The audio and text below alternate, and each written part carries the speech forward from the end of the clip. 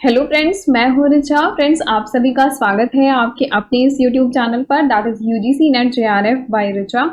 तो फ्रेंड्स, ये आपका लॉजिकल रीजनिंग का पार्ट 9 है, जिसमें मैं आपके साथ बात करने वाली हूँ फैलासी, जिसमें मैं शेयर करूंगी आपके साथ यहाँ पर जो फैलासी होती है, फॉर्मल और इनफॉर्मल फैलासी है, उसको यहाँ पर डिस्कस करेंगे। तो फैलासी स्टार्ट करने से पहले हम थोड़ा सा लॉजिकल रीजनिंग के बारे में मैं आपको बता दूं कि जो रीजनिंग है वो दो तरीके से हम समझ सकते हैं। एक तो तरीका है कि वो डिडक्टिव हो सकती है और दूसरा तरीका है कि वो इंडक्टिव होती है। तो डिडक्टिव है, अगर रीजनिंग डिडक्टिव है तो वहां पर हमको क्या देखना होता है, वहां पर या तो चीजें वैलिड होंगी या फिर इनवैलिड होंगी। ठीक है, मतलब डिडक्टिव में हम 100% श्योरिटी का पता लगा सकते हैं। वैलिड और इनवैलिड का मतलब कि जैसे सच और झूठ का मतलब होता है ना, कि अगर कोई चीज सच है तो इसका मतलब है कि वो 100% सच है। ठीक है, और अगर झूठ है तो फिर वो झूठ है। इसी तरीके से डिडक्टिव रीजनिंग में भी हम डायरेक्ट, मतलब या तो वो वाइट है या फिर वो ब्लैक है, या तो वैलिड है या फिर इनवैलिड है। ठीक है, अब अगर वैलिड होगा तो उसमें पॉसिबिलिटी हो सकती है कि साउंड हो या फिर अनसाउंड हो। ठीक है, और अगर इनवैलिड है तो चीजें क्या होंगी, अनसाउंड ही होंगी। ठीक है, इसको डिटेल में मैंने पहले आपको पढ़ाया हुआ है, बस इसको थोड़ा सा आपको रिकॉल करवा रही हूँ।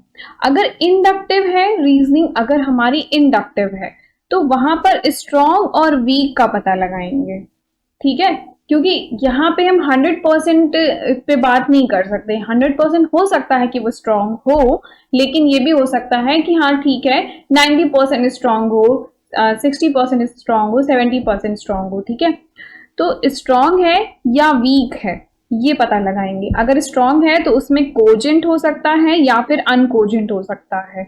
ये भी डायरेक्ट क्वेश्चन एग्जाम में आता है, तो इसको भी आप as it is note down कर लीजिए। और अगर वीक है तो अनकोजेंट ही होगा। अब स्ट्रॉन्ग और वीक क्या है? स्ट्रॉन्ग का मतलब क्या हुआ कि मोर देन 50% अगर वो सच है तो वो स्ट्रॉन्ग होगा, और अगर 50% से कम है तो वो वीक होगा। कोजेंट का मतलब क्या हो गया कि अगर रियल लाइफ में वो सही है। ठीक है, कोजेंट मतलब अगर वो रियल लाइफ में जो भी स्टेटमेंट दिया गया है वो रियल लाइफ में भी फॉलो होता है तो वो कोजेंट हो गया, और अगर वो रियल लाइफ में फॉलो नहीं होता है तो फिर वो अनकोजेंट हो गया। ठीक है, अब स्टार्ट करते हैं कि जो फॉर्मल और इनफॉर्मल फैलासी है वो क्या है। तो फॉर्मल फैलासी का मतलब क्या हुआ? फॉर्मल फैलासी एक तरीके से आपकी डिडक्टिव फैलासी है, जिसको कि लॉजिकल फैलासी भी कहते हैं। अच्छा, फैलासी का मतलब क्या होता है? फैलासी जो वर्ड है वो बना है फ्लॉ से। फ्लॉ मतलब मिस्टेक, मतलब कि एरर, जहां पर कुछ ना कुछ एरर है, कुछ मिस्टेक है। अगर जो फ्लॉ है यानी कि जो एरर है वो स्ट्रक्चर में है, पीपीसी का स्ट्रक्चर होता है ना, प्रेमाइसिस प्रेमाइसिस और कंक्लूजन का जो स्ट्रक्चर होता है, अगर उसमें फ्लॉज है यानी उसमें कमियां हैं तो आपकी डिडक्टिव फैलासी होगी। डिडक्टिव फैलासी डिडक्टिव आर्ग्यूमेंट की फैलासी होगी, मतलब कि वो फॉर्मल फैलासी होगी। ठीक है, formal fallacy are created when relationship between the premises and the conclusion does not hold up. मतलब जब प्रेमाइसिस और कंक्लूजन में ही रिलेशनशिप ना बने तो वो आपकी फॉर्मल फैलासी होगी। जैसे कि अगर जैसे ये जो हम लोग वेन डायग्राम का जो स्ट्रक्चर बनाते हैं, अगर वही प्रॉपर नहीं बन पा रहा है जो कंक्लूजन में लिखा हुआ है तो आपकी फॉर्मल फैलासी होगी। ठीक है, और समझते हैं कि मोस्ट ऑफ द फॉर्मल फैलासी जो कि एरर होती है, the conclusion does not really follow from. जो कंक्लूजन है वो प्रेमाइसिस के अकॉर्डिंग फॉलो नहीं करता है, या कह सकते हैं जो conclusion is not supported by premises. Either the premises are untrue, या तो प्रेमाइसेस गलत हैं या फिर आर्ग्यूमेंट ही इनवैलिड है। ठीक है, जैसे कि यहां पर लिखा हुआ है all black beards are omnivorous, यानी कि जितने भी ये हो गए ब्लैक बियर्ड्स, ठीक है, और ये क्या है, ओमनीवोरस है। फिर कहते हैं ऑल रेकॉन्स आर ओमनीवोरस, तो ऑल रेकॉन्स आर, ये यहां पर मैंने आर लिखा है, रेकॉन्स आर ओमनीवोरस। ठीक है, तो ये बात दूसरा प्रीमाइसिस हो गया। कंक्लूजन क्या कहता है, इसलिए all reckons are black bear. अब यहाँ पे ये वाला गोला इस वाले सर्कल से तो नहीं ना अटैच हो रहा है, क्या उसके अंदर तो नहीं जा रहा है? ब्लैक बियर सेपरेट है, ये सेपरेट है, तो यानी कि ये क्या कह रहा है कि जब आपका स्ट्रक्चर, आप जब भी क्वेश्चन आए ना और आप उसका स्ट्रक्चर बना के देख लेना, अगर स्ट्रक्चर फॉलो कर रहा है कंक्लूजन को तो अलग चीज हो जाएगी। अगर स्ट्रक्चर नहीं फॉलो कर रहा है, वेन डायग्राम का जो ये स्ट्रक्चर बनता है वो फॉलो नहीं कर रहा, तब आपकी हमेशा फॉर्मल फैलासी होगी। ठीक है, अब इनफॉर्मल फैलासी क्या है? An informal fallacy originated in reasoning error other than flaw in the logical structure. Logical structure वाला फ्लॉज यहाँ पर नहीं कंसीडर होगा, उसके अलावा जो प्रॉब्लम है वो आपकी इनफॉर्मल फैलासी में आएगी। The informal fallacy of deductively valid but unsound argument occurring in the argument based on generalization। जब हम चीजों का जर्नलाइजेशन ना कर पाए तब वो इनफॉर्मल फैलासी होगी। मतलब उस शब्द की मीनिंग कुछ और हो सकती है। जैसे समझते हैं और अच्छे से कि informal fallacy take many forms of wide spread everyday discourse. ठीक है, very often they involve in bringing irrelevant information. जो इंफॉर्मेशन है मतलब रियल लाइफ में जो सच नहीं है वो आपकी इनफॉर्मल फैलासी में आएगा। ठीक है, और which is based on the assumption हो सकते हैं। फिर यहाँ पे कह रहा है कि जो इनफॉर्मल फैलासी है occur when premises are unsound. जो प्रीमाइसेस हैं वो अनसाउंड हैं, यानी कि वो सच नहीं है। Informal fallacies are more depend of misuse of language. मतलब जहाँ पे शब्दों का प्रयोग जो किया गया है उसको मिसअंडरस्टैंड कर लिया गया है। जैसे कि अगर राइट बोले तो एक तो आपका राइट रॉन्ग वाला राइट हो सकता है, दूसरा राइट आपका हो सकता है राइट लेफ्ट वाला राइट हो सकता है। तो इस तरीके से कि जो वर्ड है उसका मतलब कॉन्टेक्स्ट अलग समझ लिया जाए, मीनिंग अलग समझ लिया जाए, तो यानी कि उसको मिसयूज कर लेना जो शब्द है, जो लैंग्वेज है, तब जो फैलासी आती है वो इनफॉर्मल फैलासी आती है। ठीक है, जैसे यहां पर लिखा हुआ है a feather is light. Feather मतलब जो पंख होते हैं वो हल्के होते हैं। ठीक है, light thing can not be dark. अब यहाँ पे जो लाइट ले लिया वो कलर वाला लाइट ले लिया, ये जो लाइट ले लिया ये तो कलर वाला ले लिया, और यहां पर जो लाइट था ये कौन सा था? यहाँ पे लाइट जो था वो हल्का लाइट फील करने वाला था।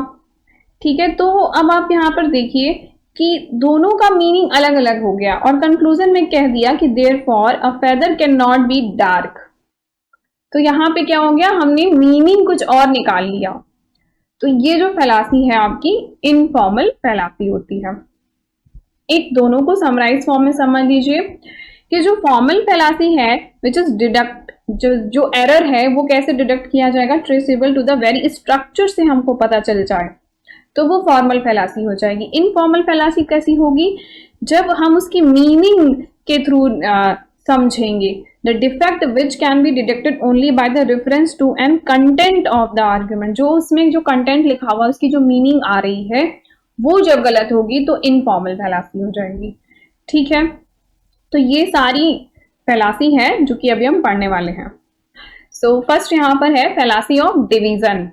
फैलासी ऑफ डिवीजन क्या है? देखिए हम लोग सारी चीजें बहुत अच्छे से इमेज के साथ प्रॉपर अच्छे से पढ़ने वाले हैं। ठीक है, तो यहाँ पर है fallacy of division. Fallacy of division is an error in logic that occur when one reason that is something that is true for whole must be true for all of some its part। जैसे अगर मैं बोलूं कि ये मतलब कोई एक चीज है जो कि बहुत अच्छी है, जैसे बोले ना किसी एक स्कूल से पढ़ने वाले बच्चे जो है वहां से अगर टॉपर होते हैं तो इसका मतलब है कि उस स्कूल में पढ़ने वाले सभी बच्चे टॉपर हैं, तो अब किसी भी एक को निकाले तो कह दें कि वो टॉपर होगा। यहाँ पर एग्जाम्पल लिखा हुआ है कि क्राइस्ट चर्च एक कॉलेज है जहाँ के स्टूडेंट जो है वो टॉपर होते हैं। मैंने एक ऐसे एग्जाम्पल ले लिया है। ठीक है, तो रेनू जो है वो क्राइस्ट चर्च की स्टूडेंट है, इसका मतलब क्या हो गया, रेनू जो है वो टॉपर है। नेक्स्ट है यहाँ पे fallacy of composition. Fallacy of composition का क्या मतलब हुआ कि the fallacy of composition arises when one infer that something is true for the whole of them. मतलब कि अगर एक चीज हमने उठाई और उसका जैसा भी, जैसे किसी एक फैमिली के एक बच्चे का जैसा भी कैरेक्टरिस्टिक था या एक पर्सन का जैसा ही कैरेक्टरिस्टिक था, उसके बेसिस पे हमने उस पूरी फैमिली के कैरेक्टरिस्टिक्स को डिसाइड कर लिया। ठीक है, the fact that is true of some part, जो एक पार्ट के लिए सही है, उस चीज को हमने पूरे होल पे लगा दिया। जस्ट उसी का उल्टा है कॉम्पोजिशन, जो है डिवीजन का जस्ट उल्टा है। डिवीजन में क्या था कि पूरे पार्ट का हमें इंफॉर्मेशन थी, तो हमने एक चीज पिक किया तो बोला वो भी वही होगा। कॉम्पोजिशन में क्या है कि हमने एक चीज के बारे में हमें इंफॉर्मेशन है, तो हमने कह दिया कि हम पूरे होल के बारे में बता सकते हैं, तो वो आपकी होगी कॉम्पोजिशन वाली फैलासी।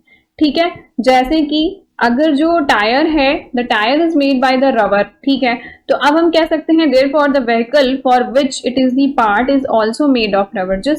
जिस व्हीकल का ये टायर है वो भी रबर का ही होगा। तो ऐसा तो नहीं है, जो व्हीकल है वो तो कई सारे पार्ट से मिलकर के बनता है, कई सारे मटेरियल से मिलकर के बनता है, सो रबर का तो नहीं बनता। सो क्या हो गया कि ये कॉम्पोजिशन हमारा गड़बड़ हो गया। जैसे इसको एक एग्जाम्पल के थ्रू यहां से समझ सकते हैं कि जैसे यहां पर देखिए इतने सारे लोग हैं, ठीक है, ये सारे लोग हैं, एक यहां पर खड़ा है, तो हमने क्या अज्यूम कर लिया कि सभी लोग खड़े होंगे। ये अजम्पशन, ये जो फैलासी है वो है कॉम्पोजिशन की फैलासी। ठीक है, नेक्स्ट है यहाँ पे फैलासी ऑफ कॉम्प्लेक्स क्वेश्चन, मतलब कुछ ऐसे क्वेश्चन जो थोड़े ट्रिकी हैं, जैसे कि कॉम्प्लेक्स क्वेश्चन जो कि ट्रिकी क्वेश्चन है, ठीक है, मल्टीपल क्वेश्चंस, ठीक है, और इसके एक और भी नाम है प्लूरियम इग्नोरेंशियम, ये भी नोट डाउन कर लीजिएगा, कभी कभी ये भी लिख सकता है एग्जाम में। तो यहाँ पर जब क्वेश्चन की बात करेगा जिसका pre assumption that the complex, मतलब कि यहाँ पे कह रहा है कि जब दो ही चीजों में या कुछ सर्टेन चीजों में चॉइस हो तो ऐसे क्वेश्चन आपके कॉम्प्लेक्स क्वेश्चन होते हैं। जैसे अगर आपके घर कोई गेस्ट आए तो आप उससे पूछेंगे कि टी और कॉफी क्या पसंद करेंगे, टी और कॉफी, तो हो सकता है कि उसे टी और कॉफी दोनों ही ना पसंद हो, उसे ठंडा पीने का मन हो। तो ये चीज है कि हमने चॉइस ही दो चीज में रख दी, टी और कॉफी। और जैसे कि हम लोग टॉस करते हैं जब दो चीजों में कंफ्यूजन हो कि ये करें या वो करें, ऐसे क्वेश्चन जहां पर चॉइस हमने लिमिट कर दी, ठीक है, तो ऐसी जो चीज है वहां पर क्या होगा आपका fallacy of complex question. Now next है फैलासी ऑफ इक्विवोकेशन। फैलासी ऑफ इक्विवोकेशन, इसमें क्या है, the fallacy of equivocation occur when a key term or phrase of an argument is used in ambiguous way. ठीक है, मतलब कि किसी भी एक टर्म का एम्बिगुअस मतलब निकाल लेना, कुछ डिफरेंट मतलब निकालना, with one meaning of one portion of the argument that another meaning and another portion of the argument। ठीक है, जैसे कहते हैं ना अपने पैरों पे खड़े हो जाना, तो कोई पर्सन जाए और मतलब खड़ा होके दिखा दे, मम्मी मतलब मैं अपने पैरों पे खड़े हो गया, बट जबकि सेंस क्या है वहां पर कि कामयाब होने की बात कर रहा है। ठीक है, तो फैलासी ऑफ इक्विवोकेशन का मतलब ये कहता है कि जब आपके पास स्टेटमेंट ऐसा आए कि स्टेटमेंट में एक पार्ट में उसका मीनिंग कुछ और है और स्टेटमेंट के दूसरे पार्ट में उसका मीनिंग कुछ और है, तो वहां पर होगा फैलासी ऑफ इक्विवोकेशन। ठीक है, जैसे कि यहाँ पर एक एग्जांपल दिया हुआ है कि 1 million year to me is a second. ठीक है, 1 मिलियन गॉड कहते हैं कि उनके लिए 1 मिलियन जो ईयर्स हैं वो 1 सेकेंड के बराबर हैं, और जो मैन जो इंसान है वो क्या कहता है, what about $1 million my Lord. तो गॉड कहते हैं अ पेनी, मतलब कि जो $1 मिलियन है वो क्या है, एक पेनी के बराबर है, एक कॉइन के बराबर है जस्ट। तो मैन कहता है my lord give me a penny, तो मुझे वो पेनी चाहिए। तो गॉड कहते हैं no problem just wait a second. ठीक है, तो मतलब यहां पर क्या आ गया, उसका सेंस चेंज हो गया। तो फैलासी ऑफ इक्विवोकेशन है, ये काफी अच्छा एग्जांपल है, आप नोट डाउन कर सकते हैं इसको। नाउ नेक्स्ट है यहाँ पर फैलासी ऑफ स्लिपरी स्लोप। तो फैलासी ऑफ स्लिपरी स्लोप का मतलब क्या हुआ कि राई का पहाड़ बना देना, एक छोटी सी बात थी और उसका पूरा जो है पहाड़, तिल का ताड़ बना देना। तो यहाँ पे क्या है, a slippery slope argument is taken initial premises ठीक है, and see through the chain of unacceptable undesirable distorted outcome. एक छोटी सी बात से शुरुआत की और पूरा एकदम एंड तक पहुंच जाना। जैसे कि यहाँ पर देखिए कि एग्जाम्पल में लिखा हुआ है, if you don't do your homework you will fail in the class. If you fail in the class, you wouldn't be graduate in the school. If you don't graduate, you wouldn't get into the college. If you don't attend the good college, you wouldn't get the job. ठीक है, you wouldn't get the job, then you will be poor and homeless. You want to be poor and homeless. अब यहाँ पर क्या कर दिया कि एक छोटा सा बात था कि बच्चा आज अगर कहता है कि होमवर्क नहीं करने का मन है, तो उसको पूरा जो है रिलेट कर दिया कि होमलेस और पुअर से। तो एक छोटी सी बात का बिल्कुल पहाड़ बना देना। तो जैसे आप देखते होंगे कि कई जगह, बहुत जगह ऐसी चीजें होती हैं कि एक छोटी सी बात रहती है और उसको पूरा जो है पहाड़ बना देते हैं, तो उसको है कहते हैं स्लिपरी स्लोप। नेक्स्ट है यहाँ पे स्ट्रॉ मैन फैलासी। जो नेक्स्ट फैलासी आपकी स्ट्रॉ मैन फैलासी। स्ट्रॉ का मतलब क्या होता है? स्ट्रॉ मतलब होता है भूसा, ठीक है। तो भूसे का आदमी, अब जैसे ये जो बनाते हैं एक भूसे का आदमी, आप देखते होंगे कई बार जो खेतों में बनाते हैं इसको, तो क्यों बनाते हैं? जिससे कि इसको देख के पक्षी उड़ जाते हैं, उनको लगता है कि यहाँ पर आदमी खड़ा है और वो रखवाली कर रहा है उस खेत की, तो इस वजह से यहाँ पर जो चिड़िया उड़िया है वो नहीं आती हैं और खराब नहीं करते हैं खेत को, ठीक है। इसलिए वहां पर ये बनाया जाता है, ऐसा ये भूसे से बनाते हैं। तो अब इस फैलासी में क्या है? This fallacy is occur when in attempting to refute another person argument you address only a weak or distorted version of it, ठीक है। Straw man is the misinterpretation of opponent position of competitors product. This type of fallacy mostly use in political debate. जैसे कि किसी को मतलब किसी को point out किया कि आपके अंदर ये प्रॉब्लम है या आपने क्या किया अभी तक, तो क्या करना कि उस चीज को वहां पे ना ले जा करके किसी और बात पे ले के चले जाना। जैसे when one person says I like Chinese more than pizza. किसी एक पर्सन ने बोला कि मुझे चाइनीज ज्यादा पसंद है पिज्जा से, ठीक है। एंड द रिस्पोंडेंट, इसका मतलब क्या है कि तुम यू हेट पिज्जा। अब ये तो नहीं सेंस हुआ ना कि ठीक है इसके कंपैरिजन में मुझे पिज्जा या चाइनीज पसंद है, बट इसका मतलब ये नहीं है कि मैं उसको हेट करता हूँ, ठीक है। तो ये हो गई स्ट्रॉ मैन फैलासी। नाउ नेक्स्ट है रेड हियरिंग फैलासी। रेड हियरिंग फैलासी का मतलब होता है रंगे हाथों पकड़ना, ठीक है। जैसे कि चोर चोरी कर रहा हो और उस टाइम उसको पकड़ लिया जाए, तो अब वो वहां पे कुछ बहाने बना दे, अपने आप को मतलब डाइवर्ट कर दे चीजों को, तब जब ऐसे सेंटेंसेस होंगे तो आपकी रेड हियरिंग फैलासी होगी। Red herring is a kind of fallacy that irrelevant topic introduce in an argument to divert the attention of the listeners or readers from original issue. Original issue से divert कर देना वो होता है red herring fallacy. जैसे a teacher catch a student, ठीक है, cheating करते हुए पकड़ा गया ड्यूरिंग द एग्जाम। अब क्या हुआ? उसके रिस्पॉन्स में इस बच्चे ने बोला कि I have made a mistake, I know, मतलब मुझे पता है कि भाई मैंने मिस्टेक की है, but think of my parents, मेरे पेरेंट्स के बारे में सोचो जिन्होंने जो है लोन लेकर के मुझे पढ़ा रहे हैं, तो मुझे फेल मत करो।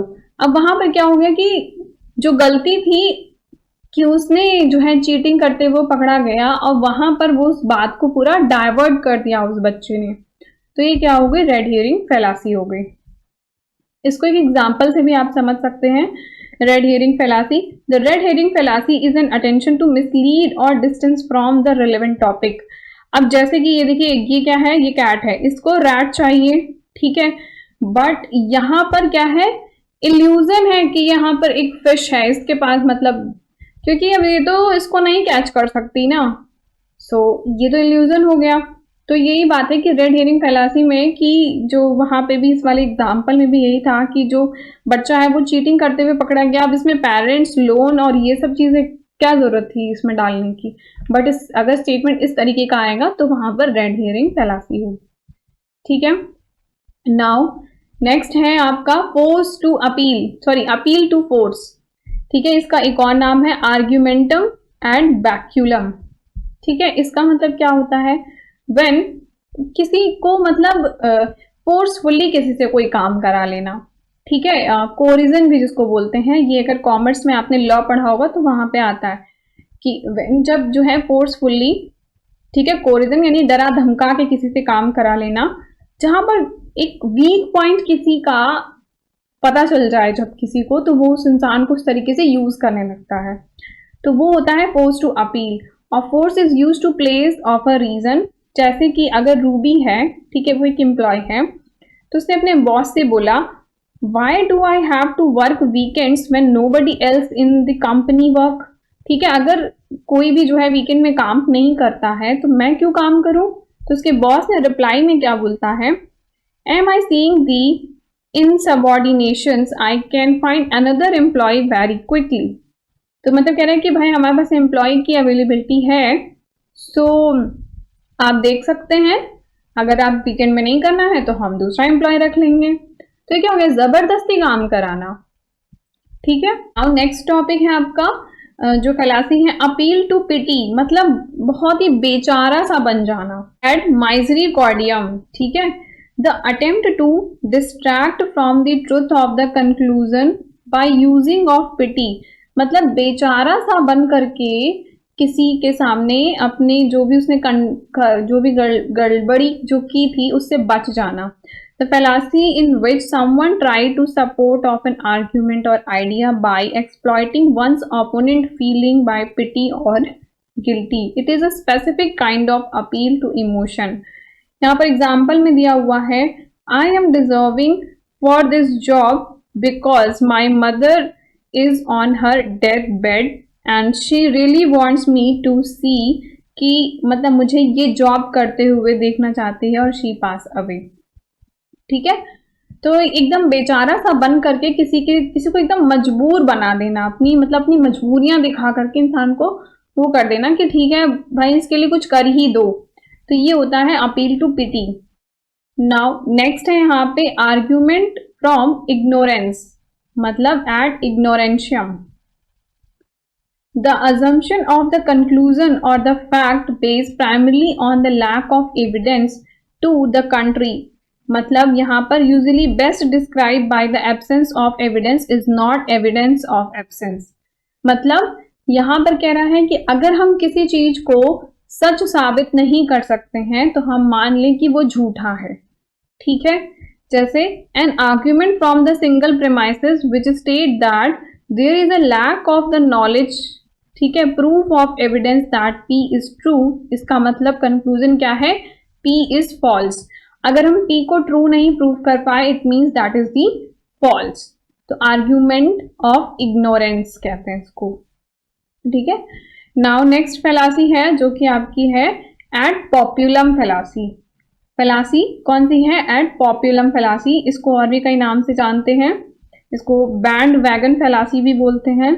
तो ad populum fallacy is an appeal to popularity that claim the reason for the number of people who believe that irrelevant it is truth, मतलब कि जो बहुत सारे लोग फॉलो कर रहे हैं ना इसलिए फॉलो कर लो, ठीक है, उसको कहते हैं पॉपुलम, जो पॉपुलर हो गई है बस वो चीज सही है। अरे अपनी भी दिमाग लगाओ, अपना भी लॉजिक लगाओ कि वाकई में क्या वो सही है, क्या वो सच है भी या नहीं। जैसे यहाँ पर सभी लोग खड़े हैं जबकि बस यहाँ पर रुकेगी, बट क्योंकि यहाँ पर ढेर सारे खड़े हैं तो पीछे जो भी आ रहे हैं वो यहीं खड़े हो जा रहे हैं, तो यहाँ पे क्या होगी, पॉपुलैरिटी, ठीक है। इसको और भी नाम से जानते हैं, bandwagon fallacy, the appeal fallacy, the appeal to popularity fallacy. तो ये सभी नाम आप नोट डाउन कर लीजिए। नेक्स्ट है यहाँ पे अपील टू अथॉरिटी, इसको और किस नाम से जानते हैं, आर्ग्यूमेंटम एड वर्डिक्वेंडियम, ठीक है, इसको नोट डाउन कर लीजिएगा। अब इसमें क्या कहता है कि the listening that the claim it is true simply because valid authority, मतलब किसी अथॉरिटी ने कोई किसी चीज को माना हुआ है या उसके शब्द हैं, किसी अथॉरिटी ने कोई बात कही है तो उसको मानना है बिना किसी लॉजिक के, ठीक है। किसी अथॉरिटी ने, किसी एक्सपर्ट ने बोल दिया है that issue said to be true, तो इसका मतलब क्या है, without any other supporting evidence हम इसको मान लेते हैं। अपील टू अथॉरिटी, अब अगर यहाँ पर देखें कि ये ऐश्वर्या राय हैं, ये बोलती हैं कि लोरियल लगाने से इस तरह के हमारे बाल हो जाते हैं, बट अब ये कितना ये बोल रही है तो इसका मतलब ये तो नहीं कि हर कोई सही ही होगा, ठीक है। जो अथॉरिटी ने बात कह दी इसका मतलब है कि वो सच होगा। तो ज्यादातर ये जो अपील टू अथॉरिटी है वो आप देखते हैं कि कहाँ पर यूज होती है, एडवर्टीजमेंट की दुनिया में इसको ज्यादातर यूज किया जाता है, ठीक है, अपील टू अथॉरिटी।